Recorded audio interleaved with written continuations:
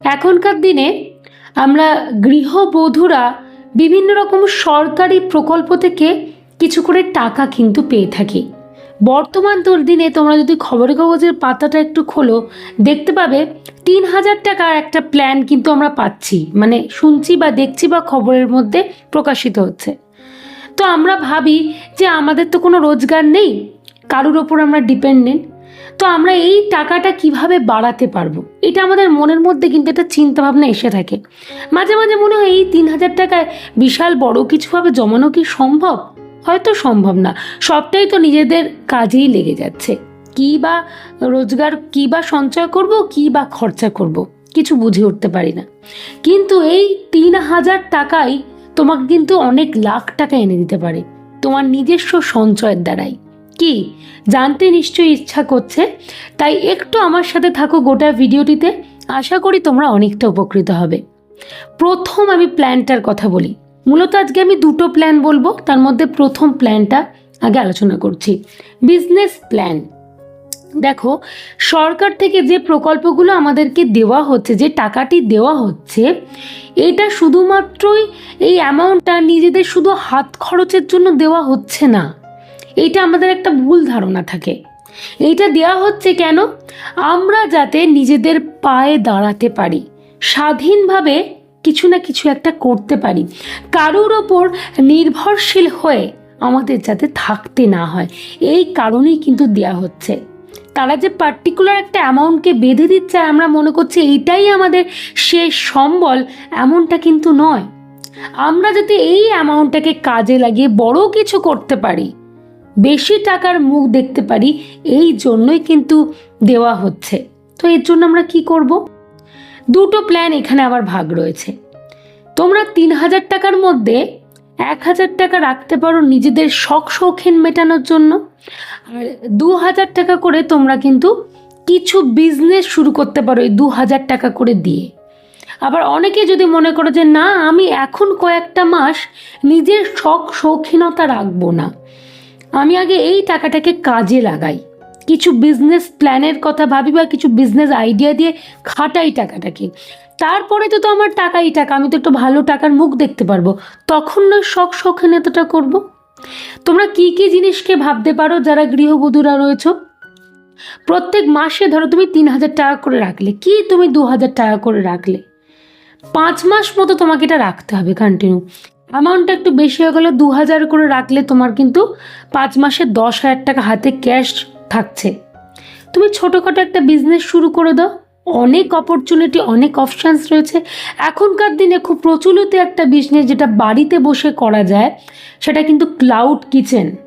তোমরা জানো, তোমরা এই ক্লাউড কিচেনের মাধ্যমে তোমাদের যেগুলো স্পেশাল জিনিস, ডিশ, মানে তুমি যেগুলো ভালো বানাতে পারো সেইগুলোকে অপশানে রাখলে এবং যথারীতি বিভিন্ন ফুড অ্যাপস রয়েছে এখনকার দিনে, তার সাথে একটা সংযুক্তিকরণ করে নিলে, ফুড অ্যাপসের মাধ্যমে তোমার কাছে খাবার অর্ডার এলো, তুমি পাবলিককে সেই খাবারগুলোকে ডেলিভারি দিয়ে দিলে সেই ফুড অ্যাপসের দ্বারাই।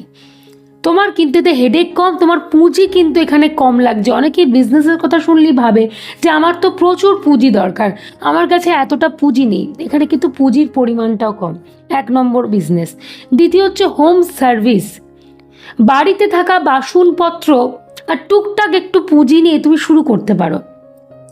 তোমার পক্ষে 3 বেলা প্রোভাইড করা পসিবল হচ্ছে না, তুমি তার জন্য পার্টিকুলারলি একটা বেলাকে বেছে নিতে পারো। ধরো তুমি মনে করলে তুমি অনলি ডিনার আইটেমগুলো সার্ভ করবে, মানুষজনদের কাছে পৌঁছে দেবে, বা কারোর পক্ষে পসিবল হলো না আমি শুধু দুপুরটুকু মানে লাঞ্চ আইটেমটা রাখবো, তাই হলো।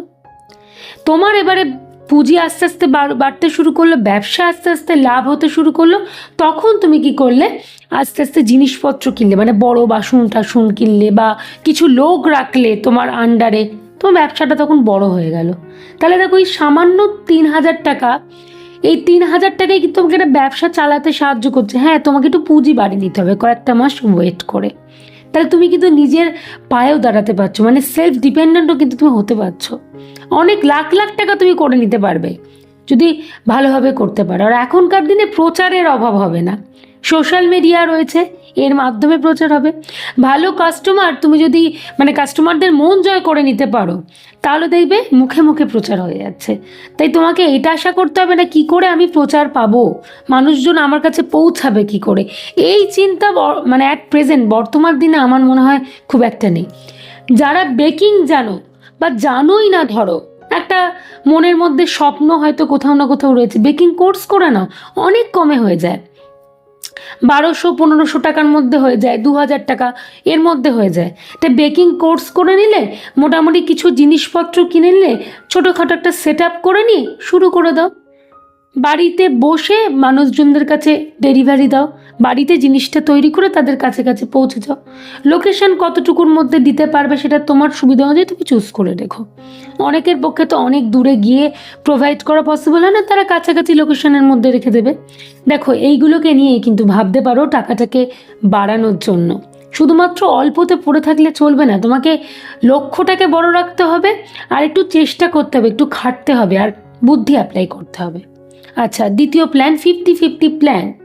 এখানে কি করব, আমরা যদি 3000 টাকা অ্যামাউন্টটা পাই, তার মধ্যে আমরা 1500 টাকা রাখবো নিজেদের শখ আহ্লাদ সব কিছু মেটানোর জন্য, আর বাকি যে 1500 টাকা থাকছে সেটাকে আমরা খুব সহজভাবে ইনভেস্টমেন্ট করে দেবো, কারণ আমাদের লক্ষ্য হচ্ছে টাকাটাকে বাড়ানো।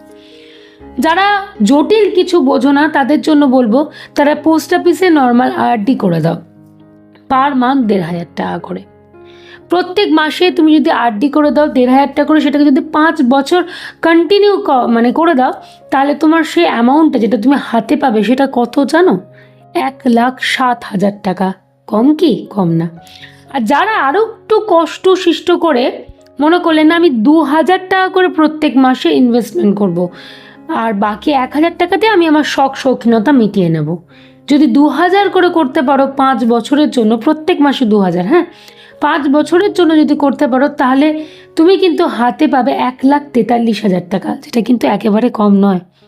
সাধারণ 2000 টাকা সেটাই কিন্তু তোমাকে একটা সময়ের পর গিয়ে 1,43,000 টাকা এনে দিচ্ছে, তোমার কিন্তু কিছুই ছিল না, তাই নয় কি?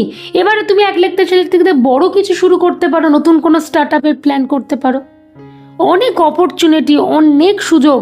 কিন্তু আমরা না সব দিককে এত ভাবনা চিন্তা করি না, আমরা মনে মনে খুশি হয়ে যাই, যাক বাবা 3000 টাকা করে তো পেয়ে যাচ্ছি, এটাই আমার কাছে অনেক। না, এইটা মনে করলে চলবে না, এইটা আমার কাছে অনেক নয়। আমাকে আমার সংসারের কথা ভাবতে হবে, আমাকে আমার পরিবারের কথা ভাবতে হবে, আমাকে আমার নিজের কথা ভাবতে হবে, নিজের শখ আহ্লাদের কথা ভাবতে হবে। তার জন্য রোজগারটা একটু ভালো করে করতে হবে না? তার জন্য টাকার পরিমাণটাকে বাড়াতে হবে না? তো সেই চেষ্টাটুকুই তো আমরা করব। আশা করি তোমাদেরকে সহজে বোঝাতে পেরেছি। তাই আর দেরি নয়, এবারে ভাবনা চিন্তা শুরু করো এই 3000 টাকা দিয়ে যে এবারে কী কী করবে।